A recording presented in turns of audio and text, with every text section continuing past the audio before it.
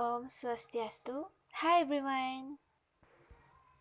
My name is Ciptarini and here's my presentation. Okay, so in this lesson we would like to talk about clause and non-defining relative clause. Okay, first we talk about a defining relative clause. So we use defining relative clauses to give essential information about someone or something that we need in order to understand who is being referred to. A defining relative clause usually comes immediately after the noun it describes. We usually use a relative pronoun, for the example, who, which, whose, whom, and that. So I provide an example here. As you can see, they are the people who lives next to our house. So this is the example of a defining relative clause, which is the subject. The object here is the people, and the word who here is a relative pronoun. So who lives next to our house is a defining relative clause. Okay, I also provide you some of the example from the relative pronouns, as you can see here. Alright, so here we're gonna talk about the punctuation of a defining relative clause. In writing, we don't use commas in defining relative clause. So it's different with non-defining relative clause.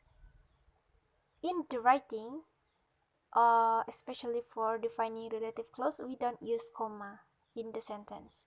And then the spoken English. In defining relative clauses, we often use that instead of who, whom, or which. This is very common in informal speaking. For example, as you can see here, they are the people who wants to buy our shop. So there's also a sentence in the second. They are the people that want to buy our house. So the word who here can be replaced and changed by that. And that is a very common informal speaking. So in defining relative clause, you can use that to change the relative clause. Okay, and then now we talk about non-defining relative clauses.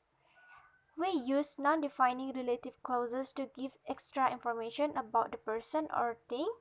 It is not necessary information. We don't need it to understand who or what is being referred to. We always use a relative pronouns who, whom, whose, or which. And for example, said that she would move to UK. So here I also provide you the example of non-defining relative clause with the relative pronoun. Alright, now we're gonna talk about the spoken English of non-defining relative clause. In speaking, we often pause of the beginning and ends of the clause. For example, wrestle about the rumor. So there's a pause when you read the sentence at beginning and end of the clause. Alright, now we're gonna talk about the punctuation of non-defining relative clause. In writing, we use commas around non-defining relative clause. For example, Johnny, who is English born with Irish parents, tell me his idea about doing trip in Indonesia. So you can see here, I put a comma, the sentence of relative clause. This is the makes difference between non-defining relative clause and a defining relative clause. Okay everyone, that's all about my presentation today. Here we are at the end of the presentation. I hope you understand about the material today, and if you want to go to the exercise, you can click the link in the description box. Thank you for your attention, and I will close this Presentation with Paramasanti. Om Santi.